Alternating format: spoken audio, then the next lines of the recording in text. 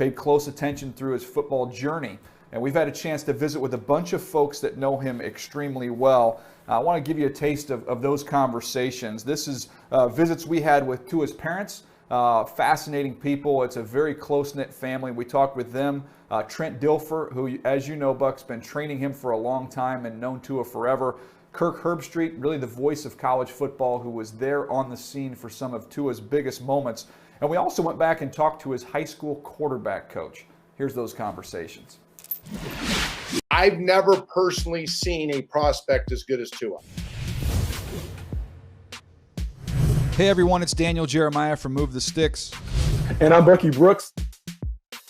And this is Tua Tagovailoa's 360. And Nalu, I can imagine the kind of range of emotions as you go through that season, his first year there, where, you know, he's getting in the second halves of these ball games, but not getting as much playing time as you probably would hope when you go to school. And then all of a sudden, national championship game. In that moment, his life, and I would imagine your entire family's life, changed just like that. What was that experience like going through it with him? He literally was the biggest story in the country following that game. Yeah, you know, it's amazing. I mean, you never think that something like that would happen. You can never write a story like that. I mean, just, you know, the way it unfolded and how it happened, you know, and it's funny, and no one knows about this story, but before the game, you know, on Monday, you know, we were in his hotel with him on Sunday, and we were just talking, and he kept telling me and the mom that he was like, "Are you guys ready for your lives to change?" And I wasn't really paying attention, you know, and he was like, "Dad, no, I'm serious. Are you guys ready for your lives to change?" And I'm like, "Tua, I don't want to hear that. I just want to make sure that when you do go in and you're given an opportunity that you're going to do your job. Don't tell me about my life changing or this and that, you know, because it was a struggle that whole year, you know, thinking that, you know, he could have came in and did some things and played, you know, but we trusted Coach Saban and his process and what he was doing. We supported Jalen with the things that he was going through and, you know what I'm saying, with the game. But at the same time, it was tough, but we wanted to be that team parent, you know, wanted our son to be that team player. And it was so much into, you know, his team, and he respected that. You know what I'm saying? He didn't want no special treatment with, you know, how coach is going to do things. And coach did what he had to do. I mean, he knew that, you know, Jalen was the guy, and, you know, we would understand if we were put in the same situation. And, you know, Jalen did a great job. You know, he did a really, really good job. It's just throughout that time, and he was sick. When Jalen was sick throughout the playoff game, and, you know, going into the championship game, I don't know how he was. But Tua was given an opportunity to come in and play for his teammate, play for his state, you know, here in Alabama, the people of Alabama. And, you know, when he told us that night, I mean, I didn't believe him. You know, I just felt like, man, just go in and do your job. You know what I'm saying? I don't want to hear that. Just, if you're given an opportunity, go do what you got to do. You go from the mountaintop there to then to go through what he went through with this injury. Comes out throwing on the run, pressure from behind, and that's where Nick Saban is thinking, where's Mac Jones? He's down. What did you do? I'd love to get both your thoughts on this to try and pick him up. You know, as you know, I can imagine as a young kid with his life in front of him and his dreams right there on the doorstep, to have the adversity come into his life on that football field. What did you guys do as parents to try and lift him up and encourage him during that period of time?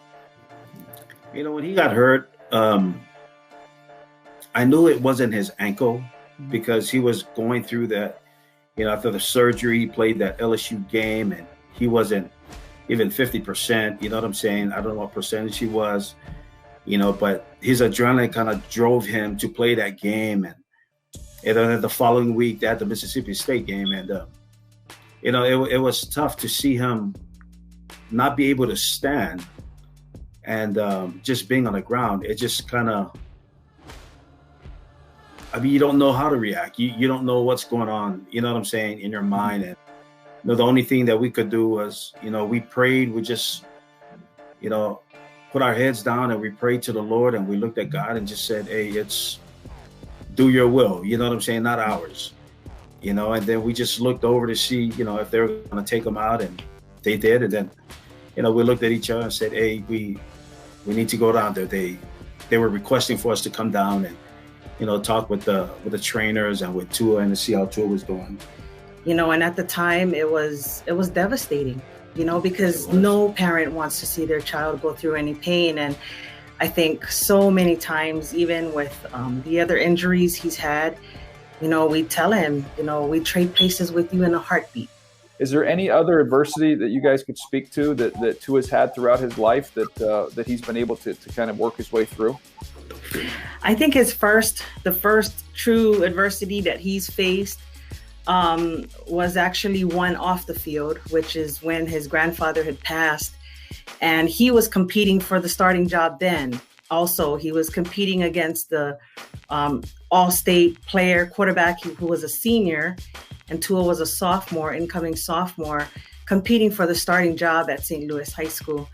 And so on the night of his grandfather's service, he had a decision to make.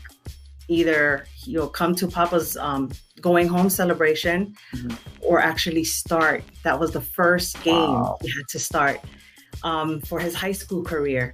And so we all had gone to the service, and of course, we're all sitting in the pews, and uncles are like whispering, keeping us posted on the games and the stats and whatnot. And so as soon as service was over, you know, my husband said, we have to go. So that was a struggle for him, you know, because of course he felt like there was no one to watch him anymore, and, you know, no one to share those experiences with, like, you know, stats and stuff like that. And so I think that truly was the first challenge that he's had to face and overcome. The first time you got a chance to be around or meet Tua Tagovailoa, what was that experience like for you? Well, he was just a young kid at the age of, I think, 8.5, 9, or whatever it was. He was getting ready for his Pop Warner game, came with his bottom pants and participated in, you know, our drills at a quarterback camp we have at St. Louis. So he'd leave his group, younger group, and just join the high school guys and through with the high school guys. And, you know, they're doing like 25, 30-yard outs, and, you know, he's dropping dimes with just all the high school and college guys there. And they all try to chase him away, but he's like one of those guys just want to compete with the best people. And that's been his mark ever since. What was the trait that stood out to you coaching him? You know, what was it that made him different? Technically, just the way he spins the ball. I mean, he's got that gift. You know, the way he spins, the way, you know, it comes out of his hands. Sometimes the ball just jumping out of his hand, and, you know, how he gets his fingers on top of the ball to spin, you know, almost half the football. That's pretty amazing, you know, to get guys to try and, you know, get that done. But he just spins it like really well.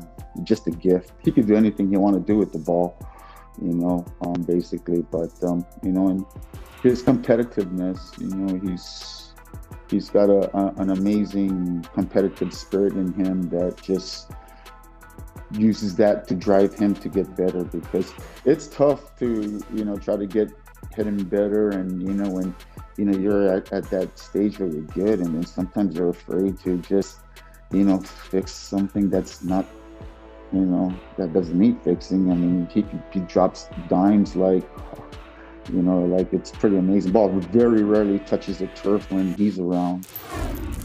I'd just be curious, the first time that you met him or heard about him when you're doing Alabama. I know there was a lot of hype with him coming in, but you had Jalen Hurts there. What was that? What was your first memory there of Tua? Well, again, in our world, your world and mine, you're used to hype, right? You're used to this guy, you know, wait till you see him kind of thing. And after 25 years, some of them are better than the hype, and many of them are not. Yeah. So I like to see things with my own eyes and evaluate. That particular year when he came in as a true freshman, Jalen Hurts was doing a good job. I mean, Jalen Hurts was moving the team, winning games, put them in a position to get to a playoff. If you remember that year, they played Clemson in a semifinal and won the game. But if you really watch the game, they won it with defense and field position and special teams, had Clemson penned back with Kelly Bryant. Seems like inside their own 10 the whole game. And it was almost like the offense that year was just slowly losing momentum as the year went on, until here they got to the national championship and they're down to Georgia at halftime. Then, of course, the move that Nick made. But for me, to answer your question, I go to practice when I go, we get on campus. I'll go to a Friday practice, Thursday practice, and always would get around the team and fortunate to get behind closed doors with Coach. And I've always watched the starters, but I always paid attention, especially in a case like with Tua, and the ball never hit the ground. Here he is, a true freshman, and he's got some ridiculous receivers. And, man, when he came in, you could almost just feel the receivers just like, here we go. We got, because Jalen can throw it, but the accuracy that year wasn't there. And so I'll never forget, man, the day before the game, closed practice in Atlanta at the Dome, and I was allowed in, and they did a 2-minute drill at the end of practice, and the first team offense goes against the first team defense. They kind of struggled. First team defense got them off the field. Coach Saban, he's upset, and he goes in after Hurts, and it's just boom, boom, boom, boom, boom, boom, boom. Ball never touched the ground. It's the day before the game. Touchdown. I guess first question, we've talked about Tua in the past, but just the first time that you saw him, I believe, was at camp. Is that correct? Yeah, in 2000, I don't remember what year it was, May of an Elite 11 period. So before his senior year in high school. He went to an Elite 11 regional. I knew about him. I'd watched all his film. I had talked to Lane Kiffin about him, who was recruiting him at the time, and was obviously incredibly impressed with his talent. But also made it very clear, and there's a NFL, there's an Elite 11 documentary clip of this where I kind of call him out on not being disciplined and not really understanding the disciplines of the position. And I think it was really at that moment where he grew to trust me, because he went back for a month back to Hawaii, and his dad, who's a fantastic quarterback coach, really drilled some of the disciplines of the things I was talking about. When he came back in June of that year for what we call the Elite 11 finals, he had changed as much as any kid I'd ever seen change from the disciplines of the position. And then throughout that summer, when we coached him both at the finals and at the opening, you could see him. And this is maybe the best thing I can say about Tua. He's a one-rep guy. He can change in one rep. You can ask him to do anything you want him to be able to do. I've never personally seen a prospect as good as Tua. I think the kid is beyond special. I don't know that, what separates him to me, like I always try and figure out what's the guy's superpower. If you're a quarterback, what is the superpower you possess? To me, I just keep coming back to that word twitch and the quickness that he has. Because there's a lot of guys that are twitchy, but then they lack power. There's a lot of guys that are powerful, but they lack twitch. Tua is the ultimate combination of both for me. I agree with you. He's one of the twitchiest guys I've ever worked with. One thing you left out there is his eyes. I think exactly. I think he has Russell Wilson type twitch in his eyes, where he actually sees things before they happen. If you watch enough film, especially anybody that's a film junkie out there, I know you can access a bunch of it. Watch the times he throws their deep over route. That's really what the deep over, the seam, and the rail shot are the three throws you'll see him throw through his college career, where he throws them before his eyes are actually there. But his eyes are so twitchy. But he has power, man. This is a Maserati. This isn't a Civic. He doesn't like to throw it hard. But when I want to get him to throw it hard just to prove a point, he can throw as hard as anybody. He'll throw as far as anybody. He doesn't need his feet right. He doesn't need it to be right for him to still attack any part of the football field you need to attack. Going through and talking to these guys as they come through every year, I become big on recall. And how is Tua in that area? Super visual. So one thing I've learned about great competitors, once they've done it, they move on and they're on to the next thing. When they're reminded of it, now it's like crystal clear to them. So he did a lot of work with Ken Wisenhunt as we got ready for the combine. When Ken would ask him a question, hey, Tua, tell me about your favorite touchdown pass. He had moved on. Yeah. And so I reminded him, oh, no, tell me about the Georgia play. Boom. It's like he knew every movement of the offensive line. He could tell you the spacing of the defense. He could tell you what he saw before, what his mind was thinking, why he pinned that safety inside, where he learned that, where's the first time he drilled it. I mean, he can go as deep as you want to go. And I think that's where he's a unique learner. I saw the video you put out. I was shocked. I think you tweeted the words that I was shocked at where he was at this point in the process. But I know you're not a doctor, Trent, but just watching him, how he's moving around, what have you seen? When we first sat down and huddled, the whole theme was Rocky IV. We're going to the Ukraine. Nobody's going to hear from us. Nobody's going to know where we're at. Nobody's know what we're doing because you have to heal. And Rocky, when he went to the Ukraine to train to fight Drago, he had to heal emotionally too. Yeah. He could play in a football game tomorrow. He could play in an NFL football game tomorrow, and I'd have full confidence he could protect himself with his athletic ability. He would perform at a super high level from a throwing and timing standpoint.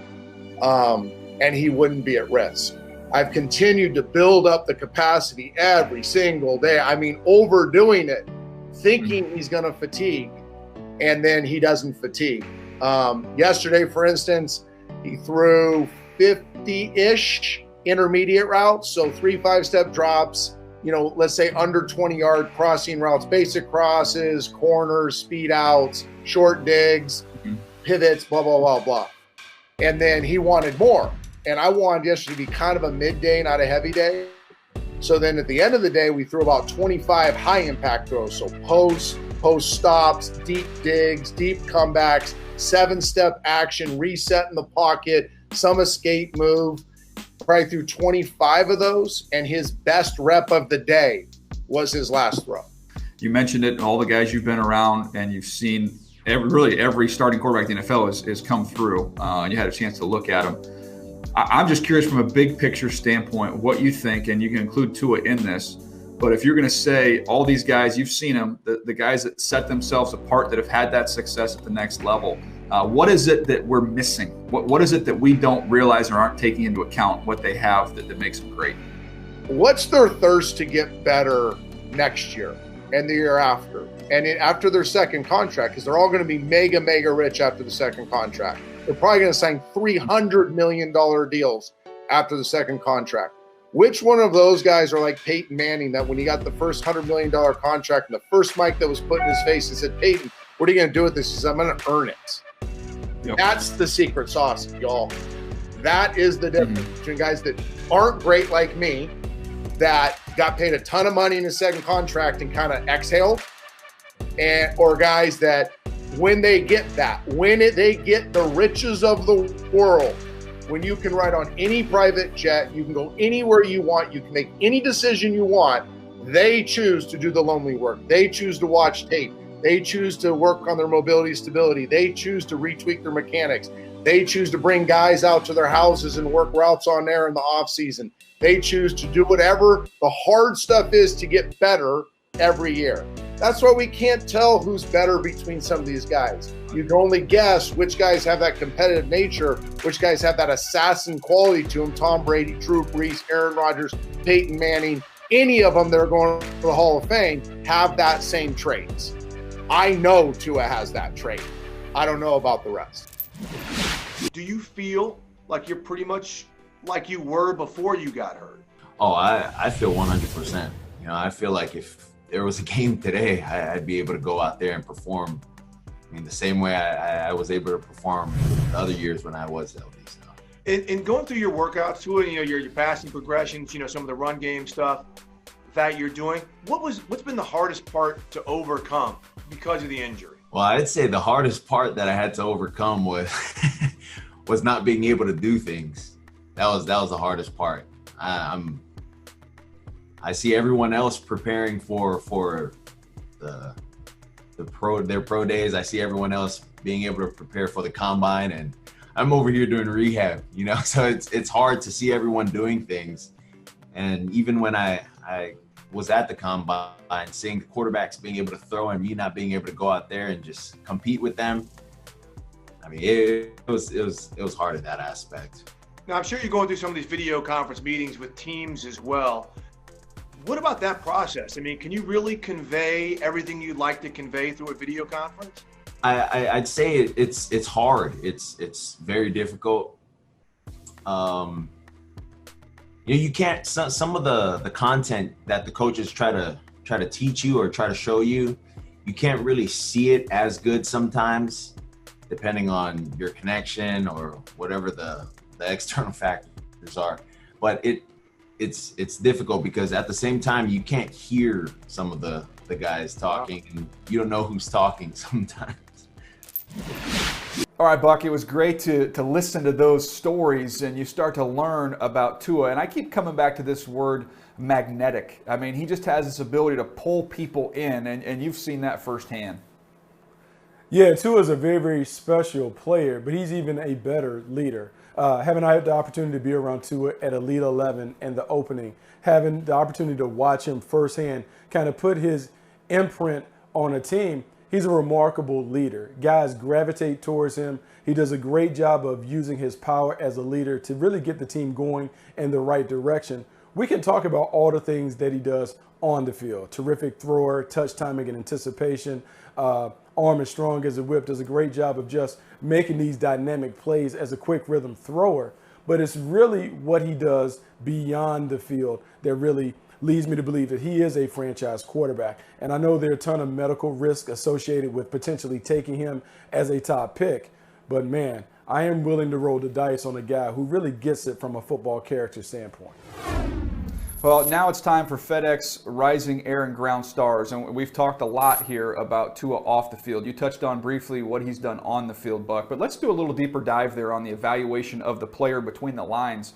When you study him, what does he do at an elite level, and what are some areas you'd like to see some improvement as a player on the field? You know, it's funny because when I look at him, he just reminds me of a left-handed version of Drew Brees. And I know I've used that comparison a lot, but the more I study him and the more that I watch Drew Brees, particularly as he advances in age, I see the similarities. Quick rhythm thrower, very decisive, understands how to utilize all areas of the field. There's really not a throw that he can't make in an offense. And so when he is rolling, he's hot, and he's surrounded by playmakers, he just carves defenses up with a surgeon's precision. The one thing that I worry about with Tua is he is a bit of a risk taker, and he believes in his arm and his talent so much that sometimes he'll try and thread the needle when there's not a play to be made. That will lead to interceptions, and if he can dial that back a little bit, I think you're talking about a guy who could be one of the more efficient quarterbacks that we have seen in the National Football League. Yeah, I think that's a good way to put it, Buck. I use the word twitch. Like, to me, he's just so twitched up. He's got just that fast twitch muscle fiber. When you see it in his feet, when he's moving around inside the pocket, when he's resetting, going through progressions. You see it in his eyes, how quickly he works with his eyes. And Trent Dilfer talked a lot about that. And then you see it with the release. So that quick twitch that he possesses is what really stands out to me. And then, you know, when you talk about things you can do better at, I think there's times where some of the underneath coverage he can lose sight of. I think you saw that in the LSU game. Patrick Queen got him on a pick in there. Sometimes he wants to read high to low. He wants to take shots down the field when they're available. And so then every now and then you'll see him lose sight of some underneath coverage when he comes back down the progression. But I talked to a general manager who said he was the best RPO quarterback he'd ever seen, and I agree with that. His ball handling is off the charts good. And you can tell he'd been taught by his dad at a young age, a great high school program there in Hawaii, and he's been taught extremely well at Alabama. So I think you're getting a very polished player, but I think with him, you got to balance. You know, the durability is a real concern. You know, where do the doctors feel with his hip? You know, what's that situation like? You got to rely on your medical people. But in terms of what you see on the field just purely as a player, Buck, I mean, I feel very confident this kid can be very successful. Yeah, I think the medical thing is the one thing that hangs over his head. I think if we don't have the medical concerns, I think the evaluation is very, very easy. I do wonder, though, because Tua has played 3 years, but when you go and you tally all the games, he's still a fairly inexperienced quarterback when you really look at how Alabama played. A lot of those games, he didn't play beyond halftime. So the guy that you're getting in comparison to Joe Burrow is a little more experienced. He's a mature player. And Tua Tagovailoa, he doesn't necessarily have that same level of experience, So his learning curve may be a little steeper than some others, but I think he's going to pick up the NFL game fast. And if your offensive coordinator is creative enough to really dive into the RPO game, man, you're talking about unleashing a monster on the National Football League in Tua Tagovailoa. No doubt. Now, as for a FedEx rising ground star, J.K. Dobbins, Buck from Ohio State, really one of the more impressive backs in this entire draft class, and it is a deep group of running backs this year. I know you had a chance to visit with the very talented Ohio State runner at the NFL Scouting Combine. Here's Dobbins running left this time with a huge opening. Puts on the afterburner. Stiff arm. See you later. Touchdown, Ohio State. You went to a great institution. You went to Ohio State. Your football program has been top-notch. You've had a lot of guys go to the National Football League. Have you had a chance to talk to some of the guys who have been in the league? What kind of advice have they given you to prepare yourself to go play in the National Football League? Yeah, so Terry McLaurin, which is like one of my best friends, he gave me a lot of advice, and one of the things was to just stay true to myself. Don't change, because, being in the NFL, being all around the veteran guys, you might try to, do things that's not for you. And so that was one of the things he told me. And then he also told me to just soak in all the information from the veterans, get close to a veteran and, ask him what I need to do and figure out the plays from a veteran.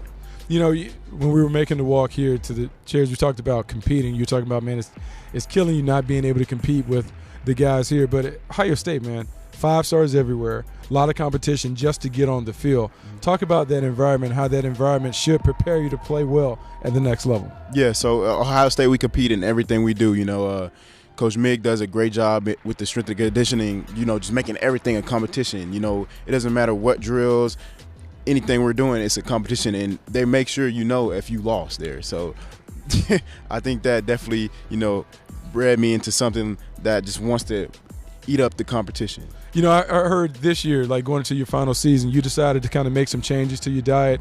You really dedicated yourself to kind of approaching the game like a pro. Mm-hmm.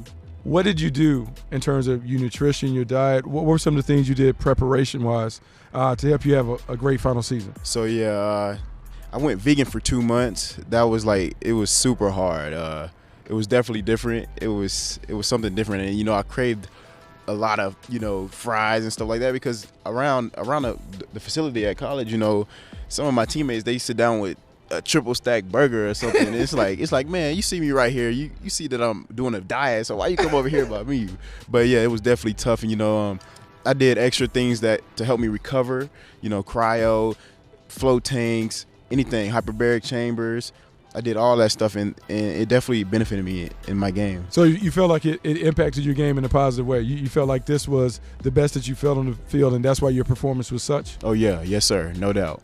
There's been a little bit of conversation about the running back position and whether it's devalued.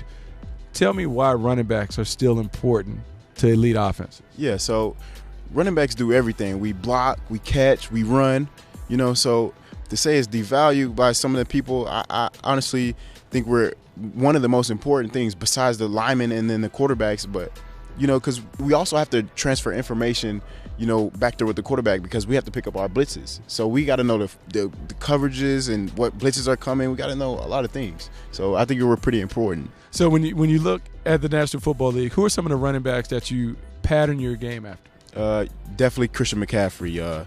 I love his game so much, and actually talked to him today or DM'd him today, and he's a great guy, and I just want to model myself after him. He's successful in the NFL, and I like the way he just operates.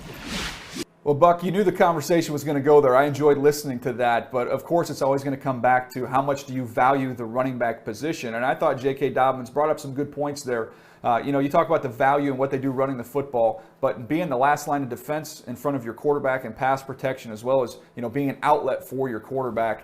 I don't know that I totally buy into these running backs are worthless. That whole thought process, that I'm not on board with that.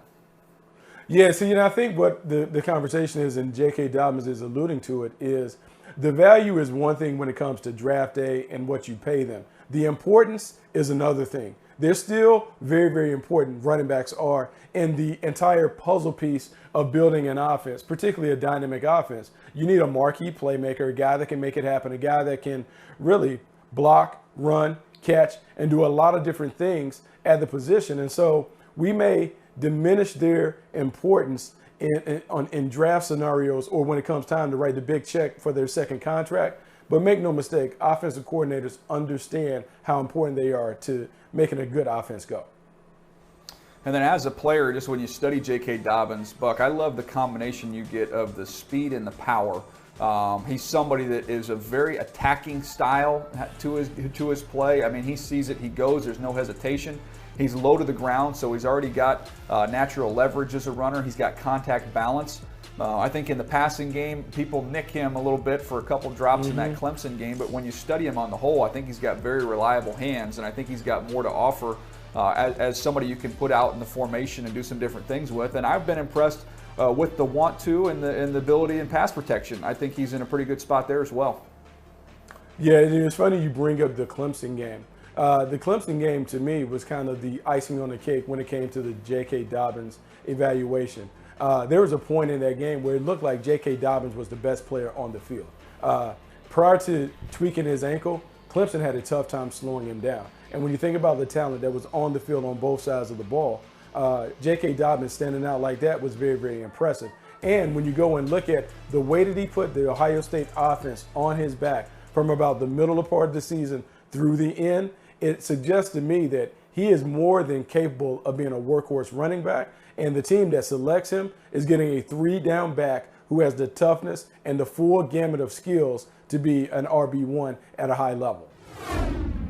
No doubt. That was FedEx Rising Air and Ground Stars, looking at one of the best running backs in this year's draft class in J.K. Dobbins. All right, Buck, that's going to do it for us today. I do want to encourage the folks, if you want to hear more about Tua Tagovailoa in the 360 episode, that was released today. So you can find that. Just go to Apple Podcasts or wherever you listen to podcasts. You can find the Move the Sticks podcast. You can download that episode. Joe Burrow 360 is already available. As we mentioned earlier, the same with Justin Herbert. You can find those as well. You can watch all the video portions of those 360s on NFL.com/MTS video. And remember, you can download and subscribe to the Move the Sticks podcast on Apple Podcasts or your favorite podcast app. And if you have any questions for us, we love to answer them on our podcast. So just go to Apple Podcasts, in the rating and review, leave us a review, a rating there, drop your question in there, and we'll do our best to get to it on an upcoming episode. One more thing, if you want to check us out on YouTube, youtube.com/NFL podcast. A lot of goodies there for you as well. All right, that's going to do it for us. Thanks for watching Move the Sticks, presented by FedEx.